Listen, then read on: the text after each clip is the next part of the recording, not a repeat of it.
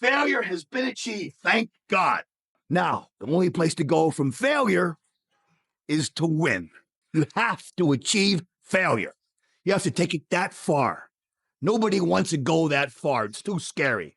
But you know something? I got news for you. That's where winning is. It always has been. Nothing's changed since the 70s. Nothing. Except people train not as hard. If you don't fail, you're not even trying. My wife told me this great expression. To get something you never had, you have to do something you never did. Is that hard times create hard men. Hard men create soft times. Soft times create soft men. Soft men create hard times. The hardest thing in life is figuring out who you are and what you want to do for the rest of your life. And once you figure that out, you wake up every day and you work toward it. It's impossible for you to fail if you know who you are, what you want to do, and you wake up every day and work toward it. Les Brown's a motivational speaker. He made an analogy about this. He says, imagine you're on your deathbed, and standing around your deathbed are the ghosts representing your unfulfilled potential. The ghost of the ideas you never acted on, the ghost of the talents you didn't use. And they're standing around your bed, angry, disappointed, and upset. They say, we came to you because you could have brought us to life, they say. And now we have to go to the grave together. So I ask you today, how many ghosts are going to be around your bed when your time comes? When I seen that Bentley at the boxing gym and I seen that diamond Rolex, I said, I want that. And I knew what it took. So I know when my opponent is asleep, I'm out there at 4 or 5 in the morning, chopping trees, working. To this day, because I can retire today.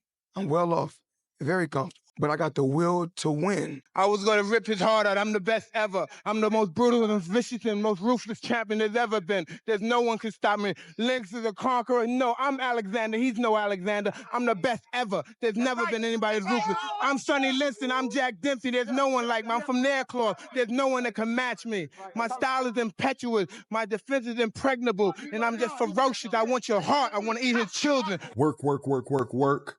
No results, but I'm a little bit better. Work, work, work, work, work. Work, work, work, work. No results, but I'm a little bit better. Work, work, work, work, work. No results, I'm a little bit better. Work. Boom. Just got paid. I just got paid. And it looks like overnight success. Yeah. It's like, oh, shit. It happened in a year. No, bro. Sacrifice temporary fun for permanent dreams, or sacrifice your permanent dreams for temporary fun.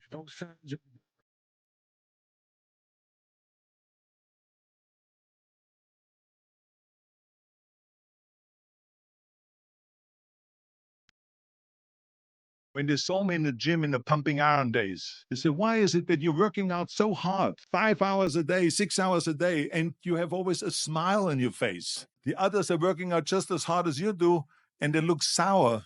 And I told people all the time, I said, because to me, I'm shooting for a goal. In front of me is the Mr. Universe title. So every rep that I do gets me closer to accomplishing that goal, to make this goal, this vision turn into reality. Every single set that I do, every repetition, every weight that I lift will get me a step closer to turn this goal into reality. So I couldn't wait to do another 500-pound squat. I couldn't wait to do another 500-pound bench press. I couldn't wait to do another 2,000 reps of sit-ups. I couldn't wait for the next exercise. There was probably 100 days where I didn't want to do anything. I wanted to stay in the pool or stay in my bed and not get out.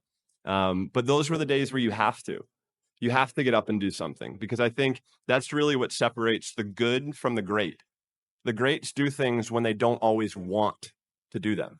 Without pain, without sacrifice, we would have nothing. Well, it's supposed to be fucking hard. Look, if growing stronger and building muscle were fucking easy, you'd have no reason to go to the gym. There would be no growth if there was no challenge. And that's my invitation to you, is to realize that it's supposed to be fucking hard. It's supposed to be difficult. I can see my kid, they have 12 years old. The mentality, they are not the same. They are not suffer that. What's the difference? The anger. I think the anger. I think that they have the things more easily. Everything it's easily. They don't suffer. We got to face adversity. Adversity breeds character. We have to be willing to go through hardship, through suffering, through pain, through crying periods, all of that stuff. Don't shy away from any of that because it just makes you stronger. And I think today, a lot of times, our youth is so into kind of, oh, let's make him feel good. Oh, no, let's be more sensitive. Because you have to understand, this next 5-year window is when you don't go practical and safe. This is not the time to get the job mom wanted you to. It's called the language of the poor. What if this happens? And on top of that, if this was to happen, look at the fix I'd be in. I better not try. I could always ace myself out. Then I'll tell you what changed my whole life when I finally discovered the minute you were born, it got risky. If you think trying is risky, wait till they hand you the bill for not trying. If you think investing is risky, wait till you get the tab for not investing. See, it's all risky. It's all risky. I'll tell you how risky life is. You're not going to get out alive. That's risky. The Englishman says, well, if that's the way it's going to work out, let's give it a go. Right. That's what it's for. Give it a go. Well, you should be afraid of taking risks and pursuing something meaningful, but you should be more afraid of staying where you are if it's making you miserable. It's like the first thing you want to do is dispense with the idea that you get to have any permanent security outside of your ability to contend and adapt. It's the same issue with children. It's like, you're paying a price by sitting there being miserable. And you might say, well, the devil I know is better than the one I don't. It's like, don't be so sure of that. The clock is ticking. Yeah, and if you're miserable in your job now and you change nothing, in 5 years, you'll be much more miserable and you'll be a lot older. What would have had to have happened in a week for you to look back on that week with pride? Okay, maybe stop breaking promises to yourself. When you say, I'm going to wake up tomorrow at 7 a.m., and when the option comes to hit the snooze button, don't do it. There's one win that you've got for the day. That's action. It's easy to give up. You know, Hell it's yeah. easy. It's the easiest thing in the world to do. I'm done. I ain't going. Oh, yeah. I ain't going to keep going. Yeah, I don't feel like going to work. I'm done. Yeah, man. It's easy. It's very easy. But what's hard is going, yesterday I got nothing from working as hard as I could. Nothing happened from that. I'm going to do the same thing again today, but I'm going to try to go harder. That's the hardest thing in the world. To get up every day and give 100% and be in the same position that you were each day, but mentally know that you're trying and trying and trying. That's a real grind. Okay, well, like you get a job? Like when do you become a man? You become a man when you become responsible for other people. And part of that is taking accountability. And so like I'm very new to this being a man thing.